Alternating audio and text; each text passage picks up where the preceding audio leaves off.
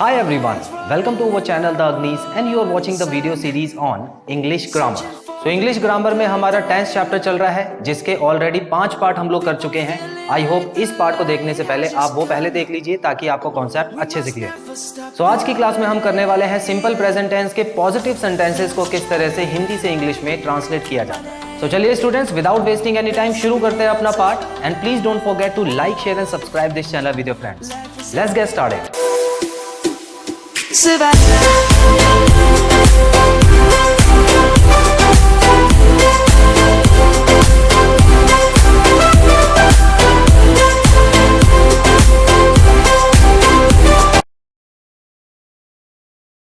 चलिए स्टूडेंट्स, देखते हैं कि सिंपल प्रेजेंट टेंस के पॉजिटिव सेंटेंसेस को किस तरह से ट्रांसलेट किया जाता है.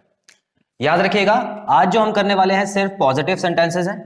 पहले के पार्ट में मैंने आपको बताया है कि इंग्लिश में 3 तरह के सेंटेंसेस हैं जो कि हम ट्रांसलेट करना सीख रहे हैं: पॉजिटिव, नेगेटिव एंड इंटेरोगेटिव. देखिए, और भी तरह के सेंटेंसेस होते हैं, लेकिन अभी फिलहाल स्टार्टिंग के लिए आपको यही 3 तरह के सेंटेंसेस ट्रांसलेट करने होंगे. तो आज की जो वीडियो है हमारी, वो सिर्फ और सिर्फ पॉजिटिव सेंटेंसेस के ऊपर होगी. तो पॉजिटिव सेंटेंसेस कौन से सेंटेंस होते हैं, एक बार रिवाइज कर लेते हैं. ये वो सेंटेंसेस होते हैं जिसमें हम किसी ना किसी को कुछ बताते हैं. नॉर्मली जब हम कुछ बता रहे होते हैं तो उसको पॉजिटिव सेंटेंसेस बोला जाता है. जैसे कि मैं मुंबई गया था, या मैं सेब खाता हूं, वह क्रिकेट खेलता है, बच्चे स्कूल जाते हैं. ये नॉर्मल सेंटेंसेस है. नेगेटिव सेंटेंसेस कौन से होते थे? जिसमें नहीं वर्ड आता था. मैं स्कूल नहीं जाता, मैं क्रिकेट नहीं खेलता. और क्वेश्चन वाले कौन से होते थे? क्या तुम क्रिकेट खेलते हो, क्या तुम स्कूल जाते हो. सो सिर्फ पॉजिटिव सेंटेंसेस आज हम करने वाले हैं. और आपको याद दिला दूं, पॉजिटिव सेंटेंस का जो फॉर्मूला हमने पढ़ा था वो था सब्जेक्ट, उसके बाद V1 या V5, उसके बाद ऑब्जेक्ट. V1 या V5 में से भी आपको चूज करना होगा इन दोनों में कौन सा आएगा. तो आपको याद दिला दूं, V1 जो था वो प्लूरल के साथ आता था और V5 जो आता था वो सिंगुलर के साथ आता था. ओके. और सब्जेक्ट, वर्ब, ऑब्जेक्ट इसी ऑर्डर में आएंगे. जब भी आप इंग्लिश में ट्रांसलेट करेंगे तो सब्जेक्ट को सबसे पहले लिखना, उसके बाद वर्ब को लिखना, और अगर सेंटेंस में कोई ऑब्जेक्ट है तो उसके बाद उसको लिखना. कभी भी आप ट्रांसलेट करते हैं किसी भी सेंटेंस को तो आपको याद रखना है कि ये आपको 2 टेबल पता होने चाहिए. अभी स्टार्टिंग है तो आप इसको बना सकते हैं, देख के करिए, कैसे भी करिए, लेकिन बाद में आपको इसको याद जरूर करना है क्योंकि इसके बिना काम नहीं होगा. तो ये 2 टेबल होते हैं. ये पर्सन का टेबल होता है और इसका ये सेकंड टेबल जो है वो वर्ब का टेबल है. ठीक है. वर्ब में वैसे V1 से लेके V5 तक होता है, लेकिन क्योंकि इस वाले टेंस में सिर्फ V1 और V5 यूज होता है तो इसीलिए मैंने ये 2 कॉलम बनाए हैं सिर्फ. क्लियर. तो चलिए देखते हैं, स्टेप बाय स्टेप आपको प्रोसेस बताता हूं कि किस तरह से हिंदी से इंग्लिश बनाई जाती है सिंपल प्रेजेंट टेंस में. यहां पर आप देख सकते हैं लिखा हुआ है वह पुस्तक पढ़ता है. अब सबसे पहले तो आपको यह पहचानना है कि कौन सा टेंस है. तो आपको मैंने बताया था कि जब लास्ट में ता है, ती है, ते है, तो ऐसे वर्ड्स अगर आ जाते हैं तो समझ लीजिए वो सिंपल प्रेजेंट टेंस है. तो यहां पर तो सिंपल प्रेजेंट टेंस है. अब आपको फॉर्मूला देखना है. देखिए, सेकंड स्टेप आपका ये होना चाहिए कि ये किस तरह का सेंटेंस है. तो पॉजिटिव सेंटेंस है ये, क्योंकि यहां पे कुछ बताया जा रहा है. वह पुस्तक पढ़ता है, तो ये तो नॉर्मल एक सेंटेंस हो गया बताने वाला. तो ये हो गया पॉजिटिव सेंटेंस. पॉजिटिव सेंटेंस का ऊपर फॉर्मूला लिखा हुआ है. अब हम शुरू करते हैं ट्रांसलेट करना. देखिए, सबसे पहले यहां पे सब्जेक्ट की बारी है, और सब्जेक्ट कौन होता है? जो काम कर रहा है. और यहां पे कौन काम कर रहा है? वह. सेंटेंस को पढ़ के पता लग रहा है कि वह एक लड़का है क्योंकि पढ़ता है लिखा है. तो वह, ये कौन सा पर्सन होता है? वह होता है थर्ड पर्सन जो कि होता है ही. याद रखिएगा, ही जो है उसको बोलते हैं वह. तो यहां पे मैंने ही लिख दिया. उसके बाद सब्जेक्ट का काम खत्म होता है, वर्ब का काम शुरू हो जाता है. तो वर्ब में V1 और V5, तो 2 वर्ब यहां पर है. कौन सा चूज करेंगे? देखिए, ही लिखा है मैंने, उसके साथ क्या लगा हुआ है? सिंगुलर. सिंगुलर लगा हुआ है, तो सिंगुलर के साथ है V5, मतलब V5 वाला कॉलम आएगा यहां पे. क्लियर. एक बार और बता देता हूं, जो सब्जेक्ट है उसके साथ सिंगुलर लगा है या प्लूरल लगा है वो देख लेना, और उसके बाद आप इन दोनों में से चूज करना. देखिए, सिंगुलर लगा है V5 के साथ, तो V5 मतलब हो गया ये वाला. तो किस तरह से तीनों चीजें काम आ रही हैं देख रहे हैं. ठीक है, तो अभी फिलहाल वर्ब जो आएगा वो V5 आएगा, लेकिन इसमें से कौन सा आएगा, यहां पे लिखा हुआ है पढ़ना, काम क्या हो रहा है, पढ़ने का काम हो रहा है, तो इसका मतलब यहां पे मैं लिख दूंगा रीड्स, तो ही रीड्स। उसके बाद ये भी खत्म हो गया, अब ऑब्जेक्ट की बारी है, तो ऑब्जेक्ट में क्या लिखा हुआ है, पुस्तक, पुस्तक मतलब होता है बुक, तो he reads the book, he reads the book. अब ये द और अ कब आता है, ये मैं आपको बताऊंगा आगे की वीडियोस में जब हम आर्टिकल्स करेंगे। अभी फिलहाल आप बस इतना समझिए कि ये तीनों वर्ड्स क्यों आए। ही रीड्स द बुक, वह पुस्तक पढ़ता है, देखिए कितनी आसानी से आपको ट्रांसलेट करना सिखा दिया। क्लियर, कोई गलती नहीं है सेंटेंस में। लेकिन यहां पर अगर आप रीड लिख देते, यहां पे अगर आप V1 लगा देते तो गलत हो जाता, बस इतना ही आपको ध्यान रखना है। सेकंड, मैं 10 बजे सोता हूं, तो सबसे पहला स्टेप क्या था हमारा कि हम पहचानेंगे कि कौन सा टेंस है, तो पीछे लिखा है ता हूं तो हो गया सिंपल प्रेजेंट टेंस, और उसके बाद सेकंड स्टेप क्या था कि किस तरह का ये सेंटेंस है, पॉजिटिव है, नेगेटिव है या क्वेश्चन वाला है, तो देखिए पॉजिटिव ही है, ठीक है, पॉजिटिव का फॉर्मूला ऊपर लिखा हुआ है। अब यहां पर ट्रांसलेट करना शुरू करते हैं। देखिए सब्जेक्ट की जगह आ जाएगा मैं, और मैं को इंग्लिश में क्या बोलते हैं, आई। उसके बाद वर्ब, अब V1 आएगा या V5 आएगा, देखिए आई के साथ में क्या लिखा है, P लिखा हुआ है, प्लूरल, तो प्लूरल मतलब V1 आएगा, आई के साथ V1 आता है हमेशा, मतलब ये वाला कॉलम आएगा इस बार, V1 वाला कॉलम। क्लियर। अच्छा काम क्या हो रहा है, सोने का काम हो रहा है, सोने का काम हो रहा है ना, तो मैं क्या लिखूंगा, स्लीप लिखूंगा यहां पर, स्लीप, स्लीप्स मत लिख देना, गलत हो जाएगा, V1 आएगा यहां पे, आई स्लीप, ठीक है। तो दो चीजें खत्म हो चुकी है, सब्जेक्ट आ चुका है, उसके बाद वर्ब आ चुका है, और उसके बाद अब ऑब्जेक्ट की बारी है। देखिए हर सेंटेंस में ऑब्जेक्ट होता नहीं है, लेकिन फिर भी यहां पर जो बचा हुआ है वो तो आपको लिखना होगा। ऑब्जेक्ट का असली मतलब क्या होता है, इसके लिए आपको ऑब्जेक्ट वाली वीडियो देखनी है, इससे आपको क्लियर हो जाएगा कि ये जो टाइम दिया हुआ है ये ऑब्जेक्ट है या नहीं है। लेकिन फिर भी आपको ये जो बचा हुआ जितना भी सेंटेंस होता है इसको एंड में लिखना ही होता है, ठीक है, कुछ छोड़ना मत सेंटेंस में। तो आई स्लीप, अब देखिए टाइम की बात होती है तो यहां पे एक प्रेपोजिशन आता है एट, क्लियर, तो at 10 o'clock, I sleep at 10 o'clock, clear, simple है, ठीक है। अब तीसरा देखिए, तीसरा लिखा है तुम मंदिर जाते हो, तो बिल्कुल उसी तरह हम क्या करेंगे, सेंटेंस के एंड में देखते हैं ते हो लिखा है तो सिंपल प्रेजेंट टेंस है और नॉर्मल पॉजिटिव है, तो यहां पे जल्दी जल्दी ट्रांसलेट करेंगे। सब्जेक्ट आ गया तुम, तो इसका मतलब हो गया, तुम का मतलब क्या होता है, यू, सब्जेक्ट की जगह मैं लिखूंगा यू। अब यू किसके साथ आता है, पी के साथ आता है, तो पी जो है इसका मतलब V1, तो इसका मतलब इस कॉलम में से कोई ना कोई लगेगा, V1 में से ही लगेगा कुछ, V5 में से कुछ नहीं आएगा। अब वर्ब है क्या, जाना, काम क्या हो रहा है, जाने का काम हो रहा है ना, तो वर्ब की जगह मैं क्या लिखूंगा, गो लिखूंगा, तो यू गो, उसके बाद लिख देते हैं to temple, you go to temple, clear. यहां पे टेम्पल मंदिर के लिए आ गया है और ये प्रेपोजिशन यूज हुआ है। फोर्थ सेंटेंस की तरफ बढ़ते हैं, हम क्रिकेट खेलते हैं।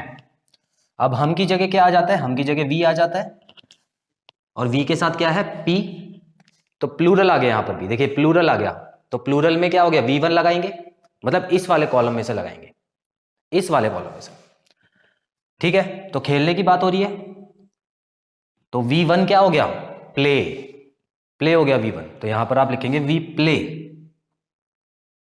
और क्या खेलने की बात हो रही है, क्रिकेट खेलने की बात हो रही है, तो we play cricket, we play cricket. Last sentence करते हैं पांचवा, यहां पे देखिए वह पत्र लिखती है, तो यहां पर देख सकते हैं लिखा हुआ है ती है, तो बिल्कुल सिंपल प्रेजेंट टेंस हो गया, आखिरी में ती है आ रहा है और नॉर्मल पॉजिटिव सेंटेंस है। लेकिन यहां पर आपको वह दिया हुआ है, ठीक है, सब्जेक्ट की जगह क्या दिया हुआ है, वह, और वह क्या होता है, इन तीनों में से कोई भी हो सकता है वह, तो लड़की है, क्योंकि सेंटेंस को पढ़ के पता लग रहा है, देखिए लड़की है, लिखती है, तो यहां से पता लग रहा है ना कि लड़की है, तो यहां पर मैं लिखूंगा शी लिखूंगा, लड़की की जगह आता है शी। जब भी कोई फीमेल की बात होगी तो आप लिखेंगे शी, कंफ्यूज मत कर जाना, कुछ बच्चे ही लगा देते हैं, ठीक है। तो शी सब्जेक्ट का काम हो चुका है, अब वर्ब की बारी आती है। अब वर्ब कौन सा लगाएं, V1 लगाएं या V5 लगाएं? देखिए शी के साथ क्या आ रहा है, सिंगुलर आ रहा है, सिंगुलर, और सिंगुलर के साथ आता है V5, क्लियर, V5 आएगा। तो यहां पर ये वाला कॉलम यूज करना है आपको इस बार, V5 वाला। वर्ब देख लेते हैं, वर्ब क्या दिया हुआ है, लिखना। तो इसका मतलब मैं क्या लगाऊंगा, शी के बाद राइट्स, शी राइट्स। और क्या लिखती है, पत्र। सो मैं यहां पे लिख सकता हूं she writes a letter, she writes a letter. तो यहां पर आप इंपॉर्टेंस समझ सकते हैं इन दोनों कॉलम की, कि टेंस में ट्रांसलेट करने के लिए ये दो कॉलम कितने इंपॉर्टेंट है। और आपको जितने ज्यादा वर्ब याद होंगे उतनी ही इंग्लिश आपकी अच्छी हो जाएगी, क्योंकि इंग्लिश में 90% काम जो होता है ना वो वर्ब का ही होता है। और बाकी सेंटेंस तो, बाकी चीजें तो आप देखिए, लेटर हो गया तो उसको तो किसी भी टेंस में लेटर ही बोलेंगे, क्रिकेट हो गया किसी भी टेंस में क्रिकेट ही बोलेंगे, लेकिन जो चेंज होता है मेन वो होता है वर्ब का चेंज। तो ये जो सब्जेक्ट और वर्ब की एग्रीमेंट होती है ना, सब्जेक्ट वर्ब एग्रीमेंट बोलते हैं इसको, इसी के हिसाब से टेंस में ट्रांसलेट किया जाता है। चलिए जल्दी से इसका स्क्रीनशॉट लीजिए, आगे बढ़ते हैं इसके बाद। तो चलिए स्टूडेंट्स नेक्स्ट सेंटेंसेस पे आते हैं। यहां पे 5 सेंटेंस और दिए हैं, पहले आप वीडियो पॉज करके इसको खुद सॉल्व करने की कोशिश कीजिए, फिर जब मैं कराऊंगा तो उसको चेक कीजिएगा। यहां पर सारे वर्ब मैंने ऑलरेडी लिख दिए। तो चलिए शुरू करते हैं। यहां पर सेंटेंस दिया हुआ है जो कि 6 सेंटेंस है, वह घोड़ा तेज दौड़ता है। देखिए इस सेंटेंस में ये जो घोड़ा वर्ड दिया है ये ब्रैकेट में दिया हुआ है, इसका मतलब है ये असली सेंटेंस में नहीं था, लेकिन बस आपको समझाने के लिए बताया है।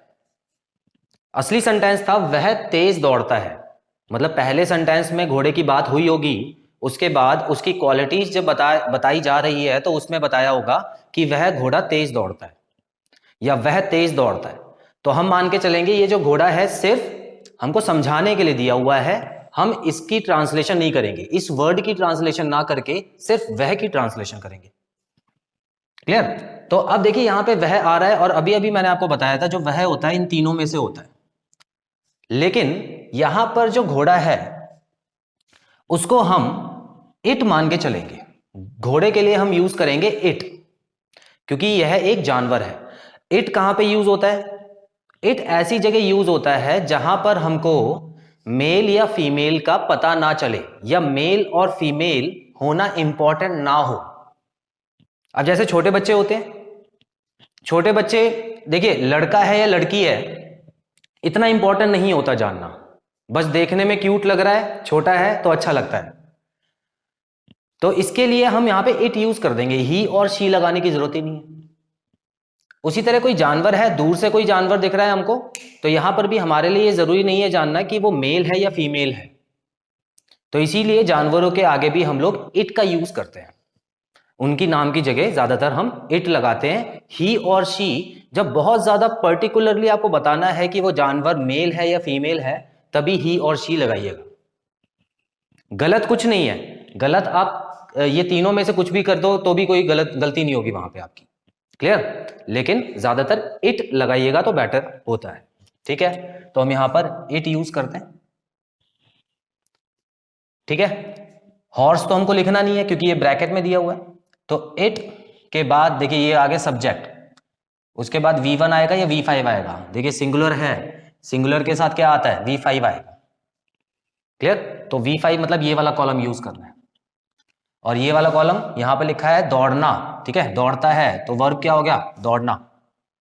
तो मैं यहां पे रन्स लगा दूं क्योंकि V5 की जगह है इट रन्स। उसके अलावा एक और वर्ड दिया हुआ है तेज, तो तेज के लिए हम यहां पे लिख सकते हैं fast, it runs fast. 7 sentence पे आते हैं, वे घर आते हैं।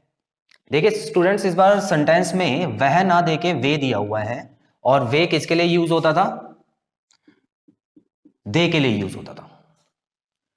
दे को हिंदी में क्या बोलते हैं? वे। जब बहुत सारे लोग थर्ड पर्सन में आ जाएं तो उसके लिए हम वे बोलते हैं और वहां पे दे लगाया जाता है। ठीक है, तो यहां पर जल्दी से आप लगा दो दे, क्योंकि सब्जेक्ट इस बार दे है। अब दे किसके साथ लिखा है? देखिए प्लूरल के साथ लिखा हुआ है। दे जो है हालांकि थर्ड पर्सन में है, थर्ड पर्सन में दे है, लेकिन वो प्लूरल के साथ लिखा है क्योंकि एक से ज्यादा लोग हैं। तो प्लूरल के साथ V1 लगता है, मतलब ये वाला कॉलम मैं यूज करूंगा। अब इसमें से कौन सा वर्ब आएगा? आना। वे घर आते हैं, तो आना आएगा, तो ये हो गया कम।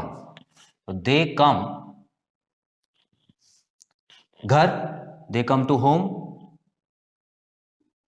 दे come to home. Clear? 8 sentence में आपको 2 सब्जेक्ट दिए हुए हैं। देखिए ध्यान से स्टूडेंट्स, मोहन और राम सब्जियां खरीदते हैं।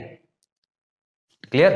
तो आप देख सकते हैं हर सेंटेंस के पीछे ता है, ते है, और यहां पर भी ते है लगा हुआ है, तो सारे सिंपल प्रेजेंट टेंस है, इसमें कोई कंफ्यूजन नहीं होनी चाहिए। अच्छा, मोहन और राम यहां पे 2 सब्जेक्ट दिए हुए हैं, तो सबसे पहले तो इनका नाम लिख देते हैं हम, Mohan and Ram. Mohan and Ram. Clear? तो ये दोनों ही सब्जेक्ट हैं, यहां से लेके यहां तक पूरा सब्जेक्ट है। तो ये जो सब्जेक्ट है ना, इसकी जगह आ गए दोनों। क्लियर? ठीक है। अब यहां पर अगला क्या आ रहा है? V1 और V5। अब कैसे पता लगेगा V1 लगेगा या V5 लगेगा? देखिए यहां पर लिखा हुआ है 2 और मोर नेम्स। स्टूडेंट्स ध्यान से समझिएगा, जब भी सेंटेंस में एक नाम दिया हो तब तो सिंगुलर होता है, लेकिन एक से ज्यादा नाम दिए हैं, 2 या 2 से ज्यादा, तो वो प्लूरल में रखिएगा, उसको प्लूरल में रखिएगा। क्लियर? तो टेबल में सब कुछ मेंशन है, सब कुछ क्लियरली मेंशन है, यहां पर कोई कंफ्यूजन नहीं होनी चाहिए। सो यहां पर प्लूरल है, तो मैं प्लूरल की जगह यहां पे V1 यूज करूंगा, मतलब ये वाला कॉलम यूज करूंगा, ये वाला कॉलम। और खरीदने की इंग्लिश क्या होती है? Bye.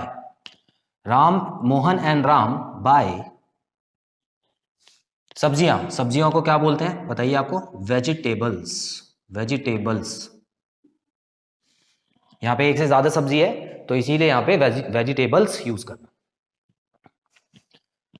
Mohan and Ram bye vegetables. ठीक है। अगले सेंटेंस में भी 2 सब्जेक्ट दिए हुए हैं, वह और मैं।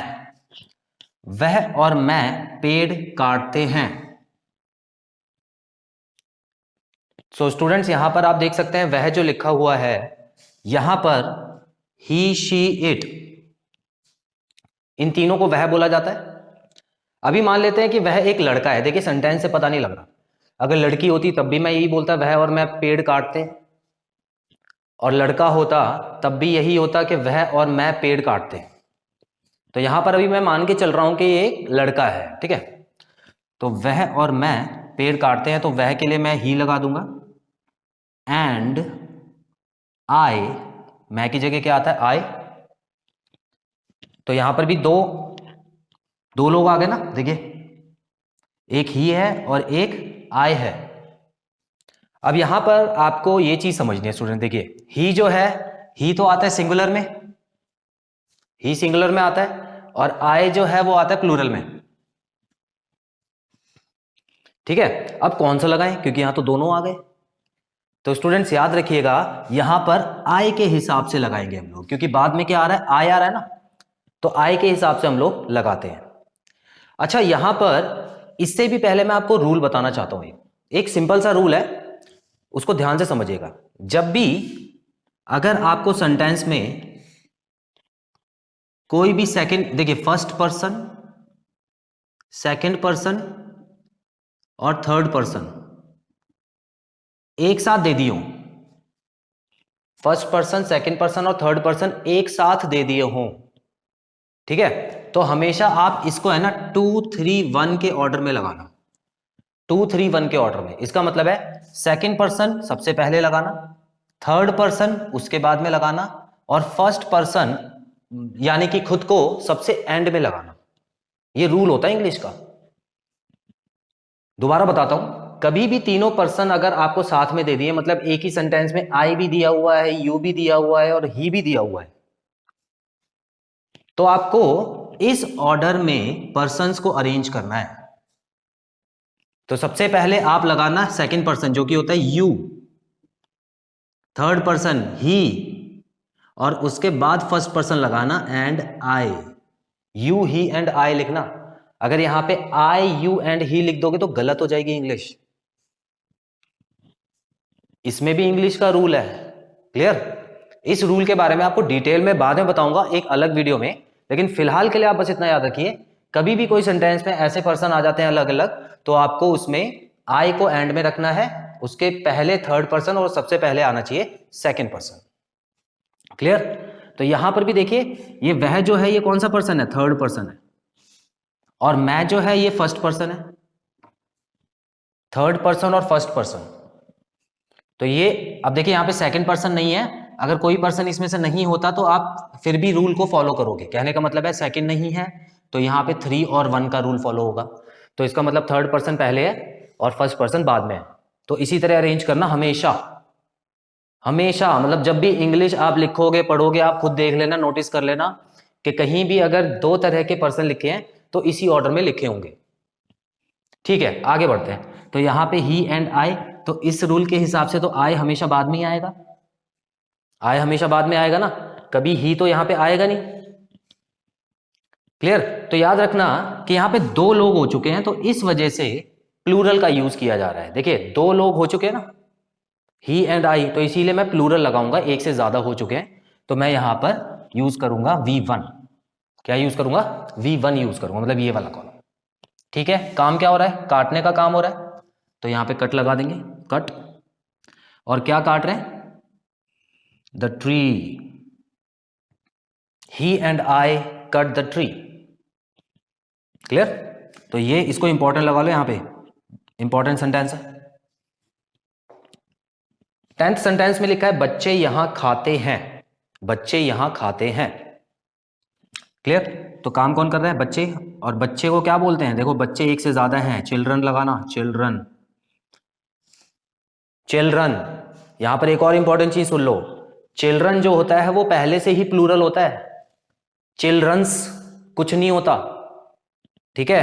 कुछ बच्चे जल्दी जल्दी में चिल्ड्रंस लगा देते हैं, तो चिल्ड्रंस कुछ नहीं होता, चिल्ड्रन ऑलरेडी एक से ज्यादा है, बहुवचन है। और एक वचन क्या हो गया इसका? चाइल्ड। जो चाइल्ड होता है वो हो गया सिंगुलर। तो इन चीजों का ध्यान रखना, यहां पे ग्रामर में मिस्टेक हो जाती है। अब यहां पे चिल्ड्रंस मत लगा देना, सिर्फ चिल्ड्रन आएगा, क्लियर? ठीक है, तो चिल्ड्रन है, यहां खाते हैं। अब चिल्ड्रन है तो एक से ज्यादा बच्चे, एक से ज्यादा बच्चे तो जाहिर सी बात है प्लूरल है, और प्लूरल के साथ मैं क्या लगाता हूं? V1 लगाता हूं हमेशा। तो यहां पर क्या आना चाहिए? ईट आना चाहिए, क्लियर? तो चिल्ड्रन ईट, तो ये भी खत्म हो चुका है। यहां, यहां का मतलब क्या होता है? Here, here, HERE। So children eat here. So students, I hope ये सारे सेंटेंसेस आपको क्लियर हैं। जो छोटे मोटे रूल्स मैं आपको बता रहा हूं उसको भी आपको नोट डाउन करना है, अलग से नोट्स बना के उसको नोट डाउन कीजिए, ताकि दोबारा से जब मैं आपको बताऊं या कोई सेंटेंस दोबारा से ऐसा कराऊं तो आपको पहले से ही पता हो कि इसमें कौन सा रूल लगा है। तो स्टूडेंट्स, यहाँ पे खत्म होता है हमारा टेंस का पार्ट 6, जिसमें हमने हिंदी से इंग्लिश में ट्रांसलेट करना सीखा सिंपल प्रेजेंट टेंस के सेंटेंसेस को। तो आने वाले पार्ट्स में नेगेटिव और इंटेरोगेटिव सेंटेंस का ट्रांसलेशन करना भी हम सीखेंगे। मिलते हैं अपने अगले पार्ट में। Till then take very good care of yourself. Have a nice time. God bless you.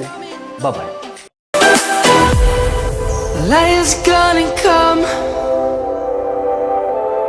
The birds have just begun. We will always take a stand.